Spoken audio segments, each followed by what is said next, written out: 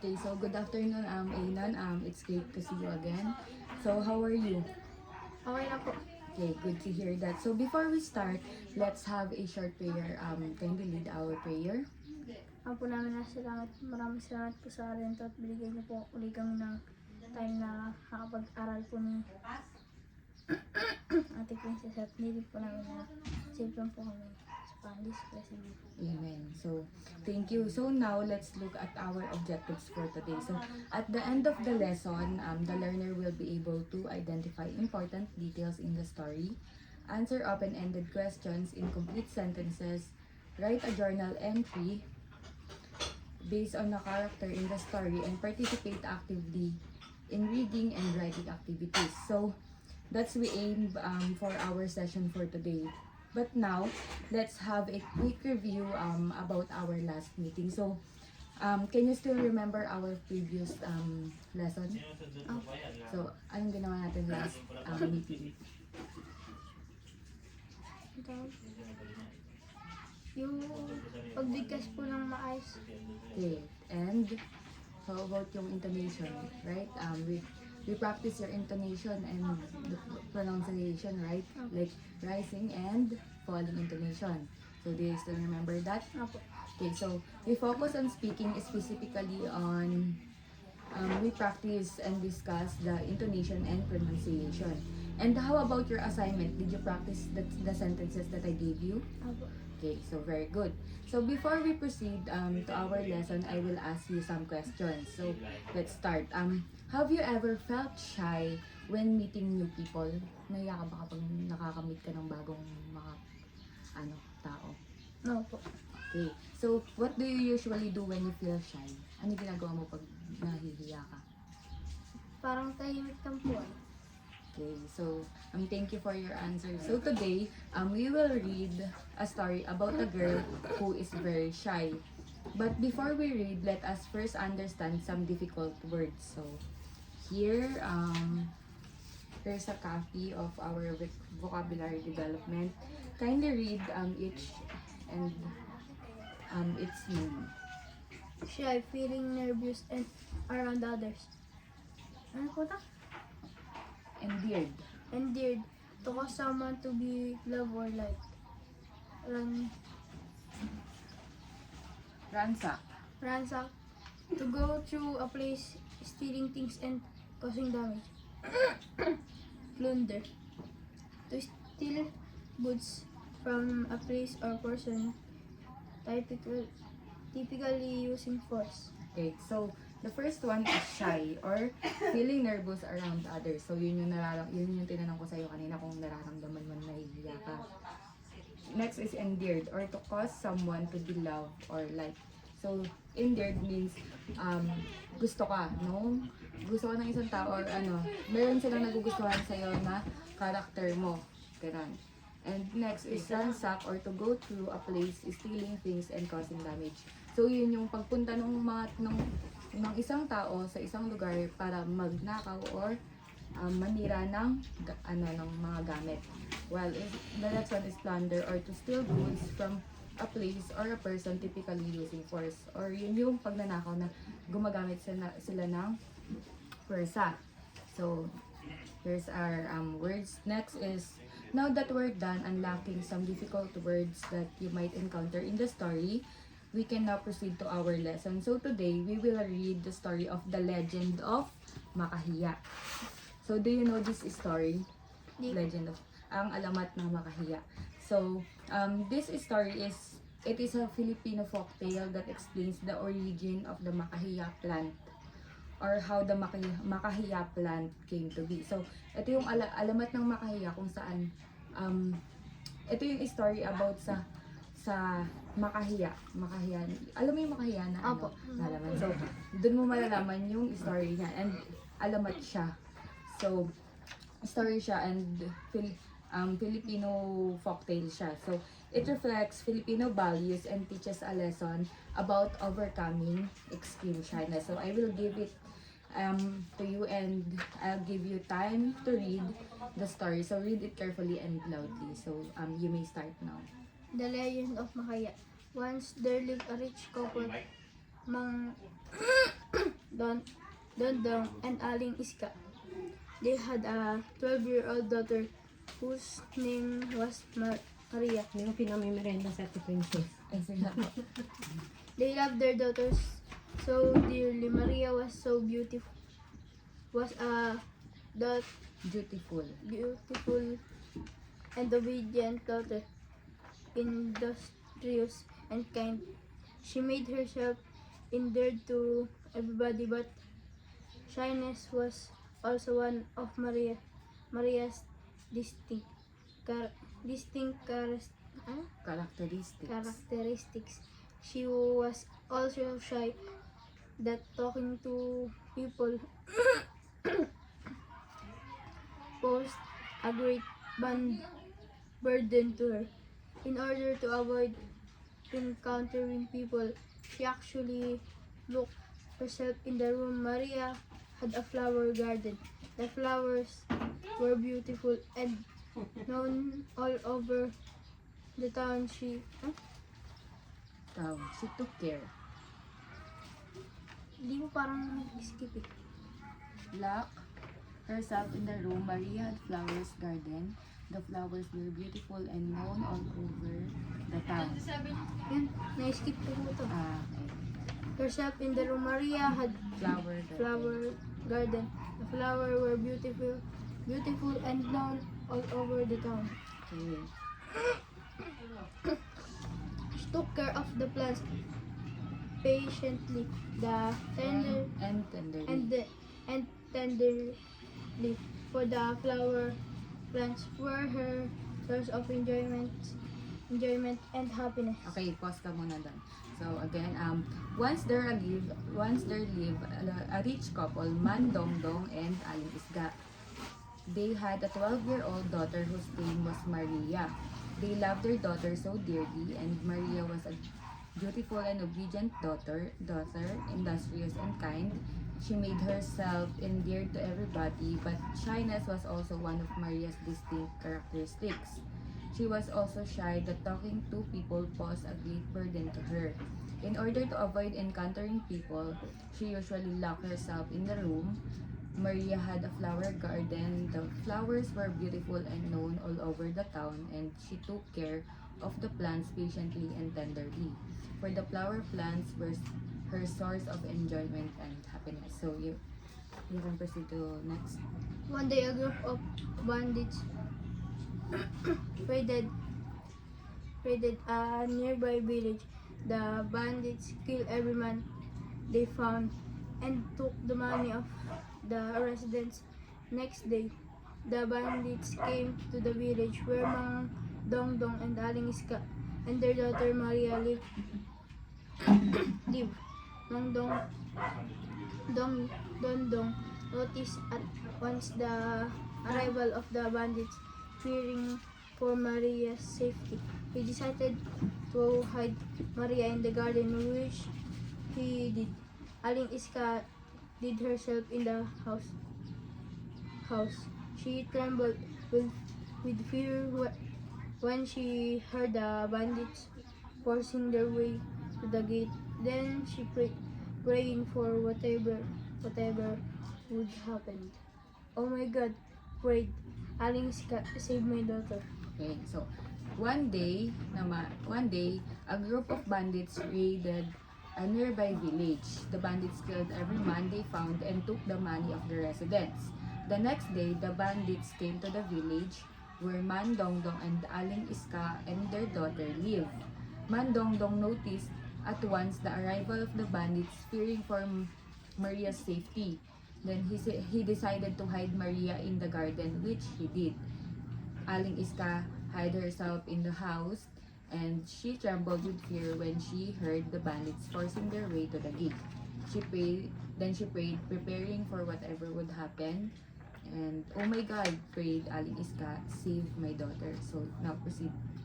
Suddenly, the door opened. The bandits entered the house and hit Mang Dondong on the head. Mang Dondong lost consciousness and fell on the floor. Aling Iska tried to escape but was also hit in the head.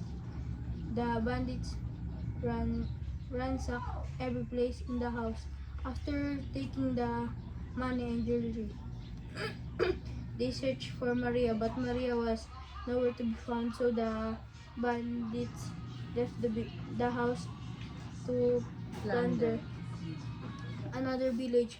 When Mang Dondong and Aling Iska regained consciousness, the bandits had left already. They quick ran to the garden to look for Maria, but Maria was not there.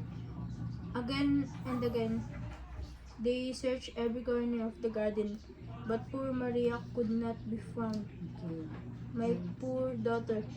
They took my poor daughter, wept Aling Iska. Okay, so suddenly, the door opened, the bandits entered the house and hit Mandongdong on the head. Mandongdong lost consciousness and fell on the floor. Aling Iska tried to escape but was also hit on the head, and the bandits ransacked every place in the house. Then after taking the money and jewelry, they searched for Maria, but Maria was nowhere to be found. So the bandits left the house to plunder another village. And when Mandongdong and Aling Iska regained consciousness, the bandits have already left, and they quickly ran to the garden to look for Maria, but Maria was not there. Again and again, they searched every corner in the garden, but poor Maria could not be found. And anong sabi ni Aling Iska dyan? Here. Anong My sabi poor daughter. They took my poor daughter, Susi. wept Aling Iska. Okay, so next, proceed. All of a sudden, felt something that pricked his feet. To his surprise, he saw a tiny plant quickly closing its leaves. It was the first time he saw that kind of plant. He knelt on his knees and took a close look at the plant. Aling Iska did the same. After looking at the plant for a long time, the couple came to a belief that the plant was Maria. For indeed Maria has been transformed by God into a plant to save her from the bandits. Aling Iska went uncontrollably to the Dondong's amazement. Every tear was transformed into a small rosy flower of the new plant they found in the garden. Okay, so hinga muna. Inhale, exhale. So relax. So ulit natin. All of the sudden, felt something that break his feet. To his surprise, he saw a tiny plant quickly closing its leaves. It was the first time he saw that kind of plant, and he knelt on his knees and took a close look at the plant. Aling Iska did the same, and after looking at the plant for a long time, the couple came to the belief that the plant was who? So, sino yung iniisip nila about dun sa plant? Si Maria. Okay. So, for indeed, Maria has been transformed by God into a plant to save her from the bandits. Aling Iska wept uncontrollably, and to Mandongdong's amazement, every tear was transformed into a small and rosy flower of the new plant they found in the garden. So, last. Since then, Mang Dondong and Aling Iska tended the plant with utmost care. They knew that the plant was in reality their child Maria.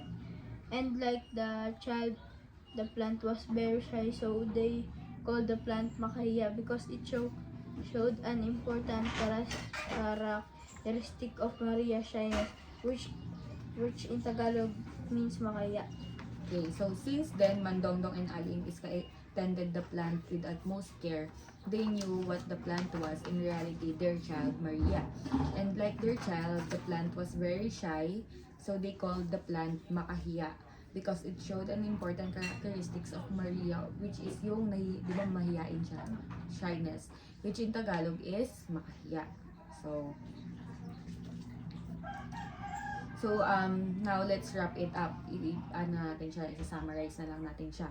So, the story is about a girl named Maria, and she was kind, obedient, and loved by her parents, which is si Mang Dong and Iska.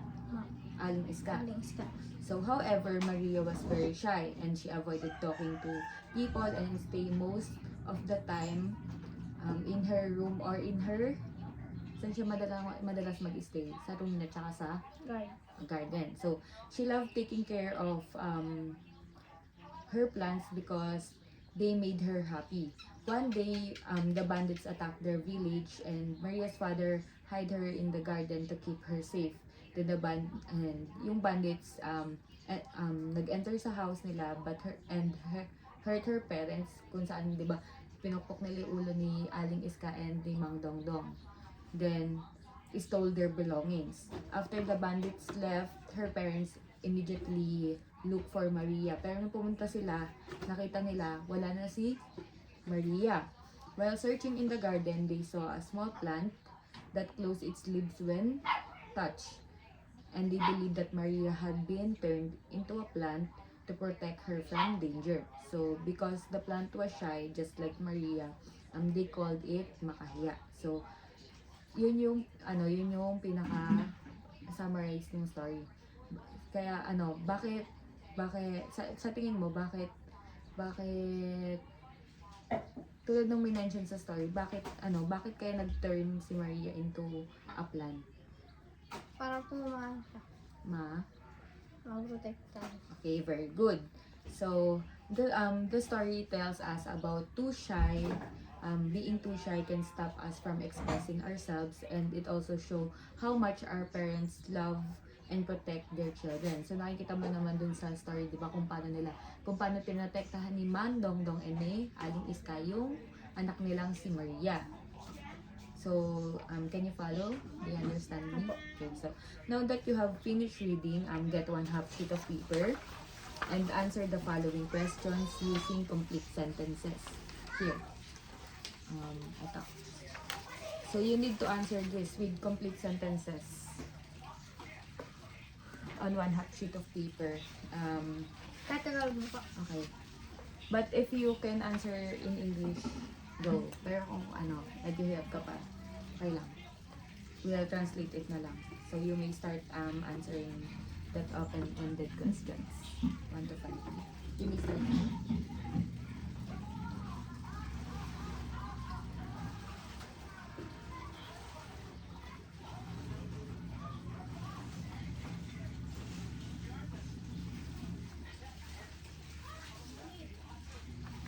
Ask me if you have any questions.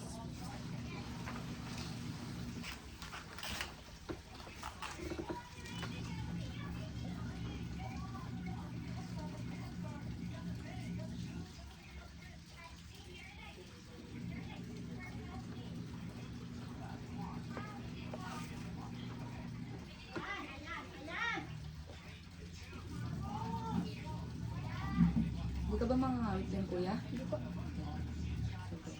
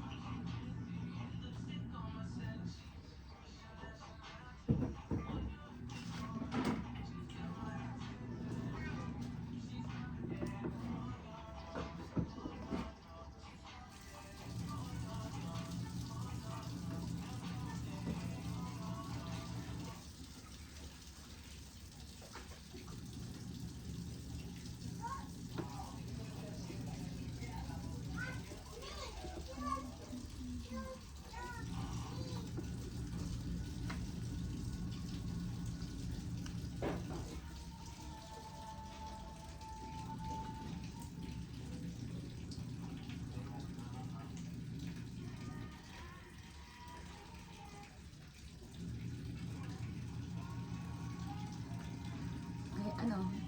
Mahirap ba? Hindi po, iniisip ko lang po.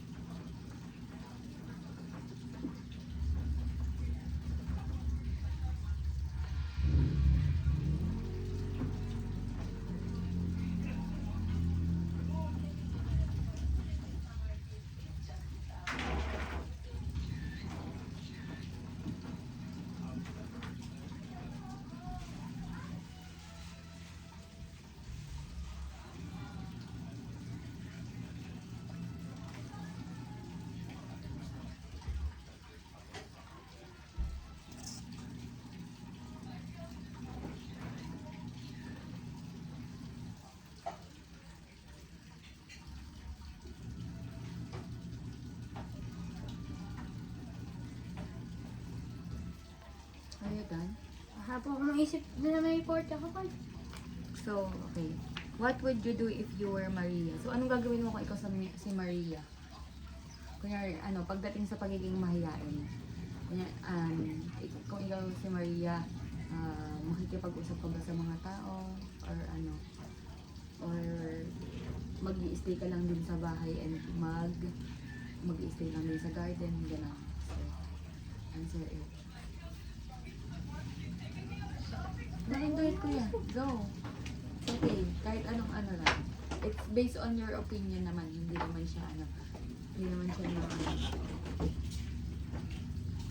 kung ano lang yung idea mo dun.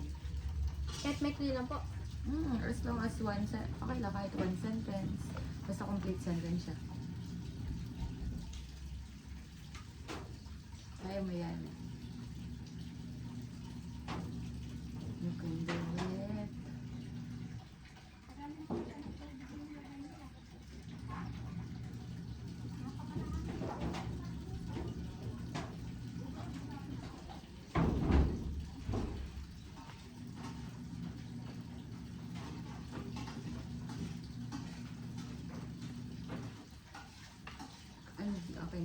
Sa number 5, ano yung lesson na pwede mong matutunan dun sa story?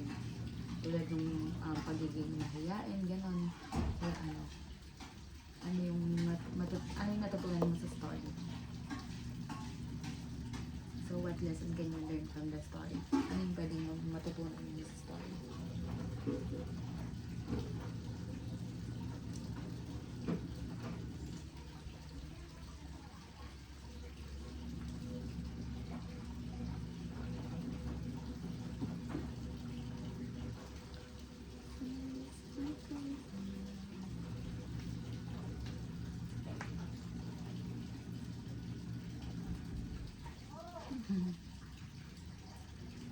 Marana, okay na? Hapon na lang po, wala pa. Maisip. Okay, so what would you do if you were Maria? Like, for example, kunyari ikaw si Maria and gagawin mo, ipapractice mo na makipagkaibigan, gano'n. So, o kaya makipag-usap sa mga makakasalubong mo, gano'n. Para hindi ka sobrang mahiya. Or meron kang mag-aalaga ka ng mga animals para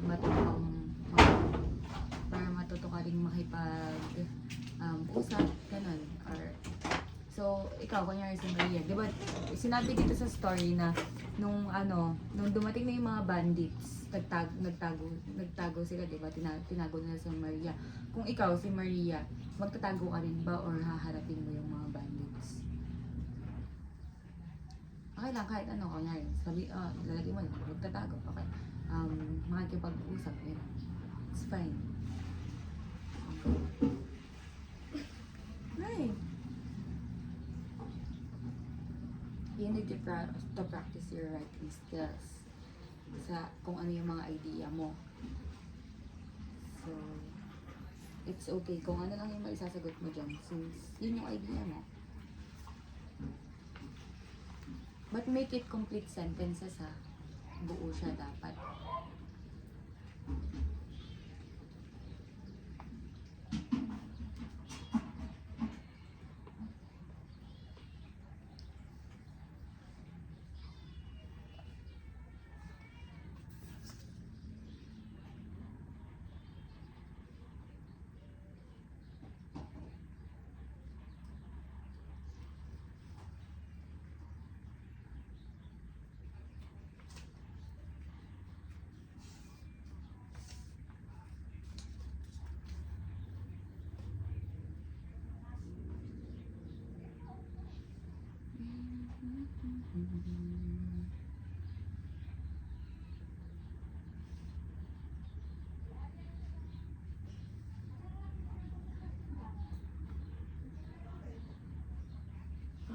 Okay, are you done? Okay, pass your paper. Let us now discuss your answers. Hindi maintindihan? Okay, let's just pass your paper. Nauna yung 4 tsaka 5. Okay, it's fine. So now, kindly read the first question. Why did Maria avoid other people? So bakit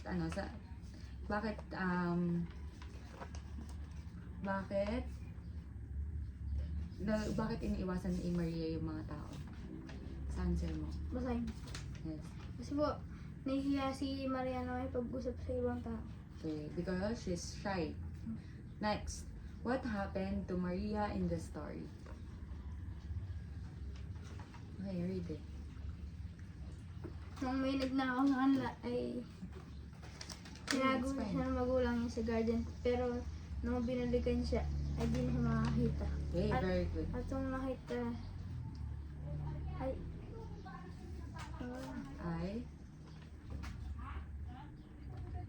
Let's read. Nung nakita, nakita lang po nilang naging plant. isang plant na lang siya. Okay, very good. Next, how is the Makahiya plant similar to Maria? Bakit siya Kasi naging po sila? parehas sila ni Maria na maiyain. Mahiyain. Okay, very good. Next, what would you do if you were Maria? Number 4. Just read your answer. It's fine. Very good ka nga eh. Galing. Pwede ko pong kausapin yung mga nang mabuti yung mga magnanakaw na huwag po lang saktan yung ibang tao. Okay, very good. Next, number 5. What lesson can you learn from the story? Di po ako magiging sobrang mahihain kagaya ni Maria. Okay, very good. So, let's check this. So, you got 5 out of 5. Kasi, tama yung mga sagot mo. Tama yun, huwag kang magiging sobrang mahihain. So, very good. Now, let's check what you have learned in our activity. So, it's just oral questions. So, what does the story teach us about being shy? So, ano yung tinuro sa atin yung story about sa pagiging mahiyain? Tungkol sa pagiging mahiyain. Ano yung natutunan mo dun sa story?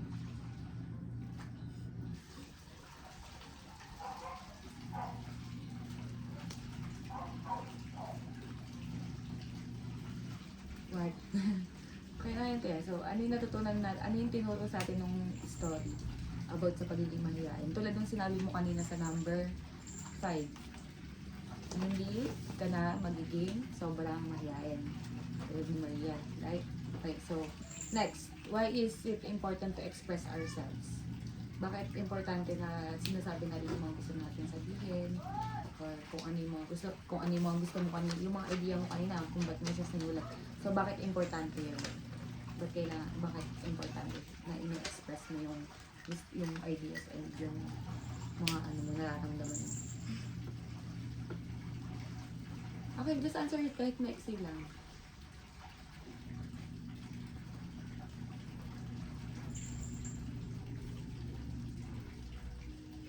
Para saan? Bakit? Importante.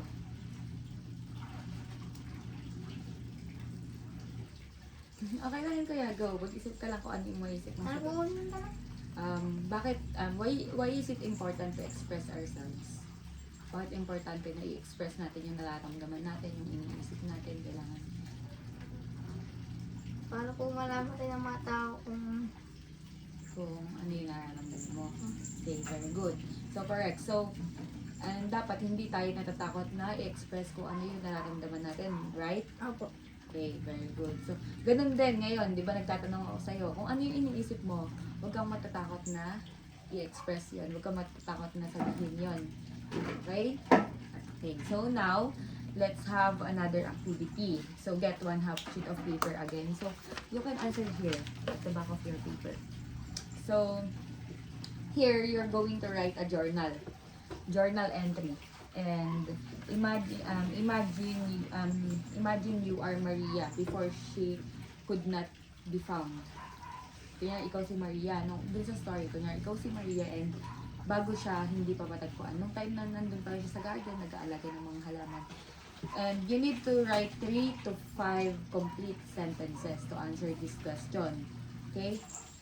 So, so I'll tell the prompt. So, here's the prompt. How do I feel when I see people? Why am I afraid? So, ikaw, ano yung nararamdaman mo kapag nakakakita ka ng tao? Tapos, bakit ka afraid? Ilalagay mo yung sarili mo sa sitwasyon ni Maria. Kunyari, ito si Maria. Pag nakakakita ka ng tao, bakit ka natatakot? And, ano yung nararamdaman mo pag nakakakita ka ng tao? So, you may start now. 3 to 5 sentences, ha? Okay, you may start now.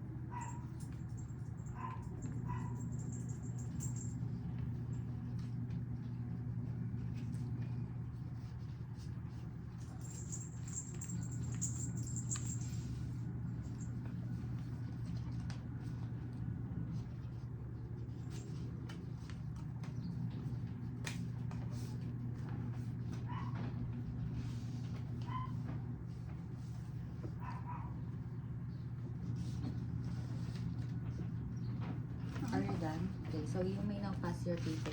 Okay, so let's okay. Very good. So now, let's have a short quiz. So, check ko na lang yan. Okay, so now let's have a short quiz. So, here's your quiz. Here's the direction. Okay, so I'll read the direction first.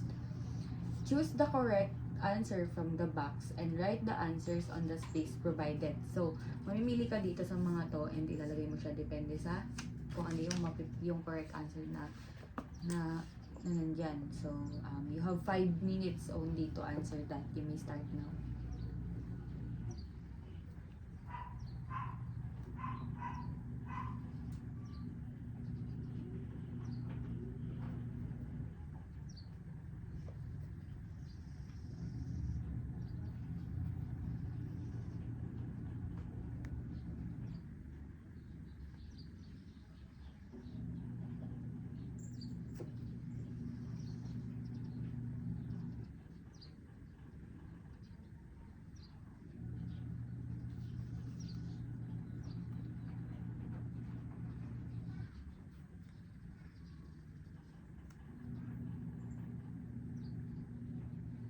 Okay, are you done?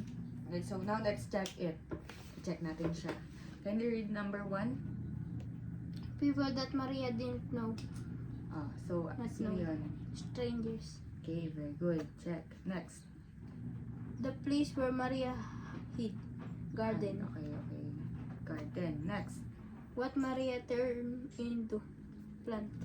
Okay, very good. Next.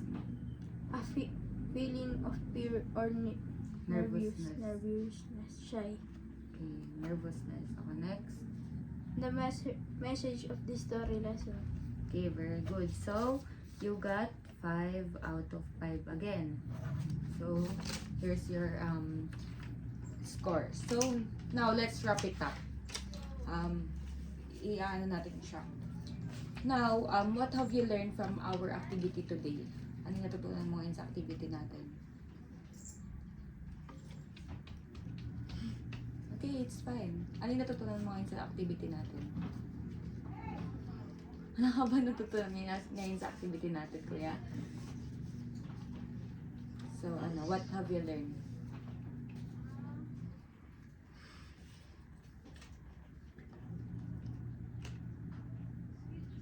Kung masyadong maging mahihain. Okay, very good. Ano yun? Nahiya ka ba ngayon? Medyo. Okay, so, next. Does reading help you to understand the story? Okay, very good. So, naintindihan mo yung story kasi nagbasa ka. Now, how about writing? Does it help you to express your feelings and ideas about the story that you have read? Nagulungan ka ba ng writing? Na-express yung mga gusto mong sabihin about the story? Oh. Okay, very good. So, for your assignment, so here's your assignment. You have assignment for today. So, for your assignment, kindly read it. Assignment. Write 3 to 5 sentences about your time you felt shy. Explain what you did to overcome your fear. Write your answer on 1/2 sheet of paper and submit in the next session. So, your assignment is you have to think about the time you felt shy. Kung kailan, then explain what you did to overcome your fear and write your answers on 1/2 sheet of paper and submit it in our next session. So, here's the assignment. Huwag mo kakalimutan, okay? And do you have any questions, clarifications? Okay, so if none, thank you for participating and class dismissed. Thank you.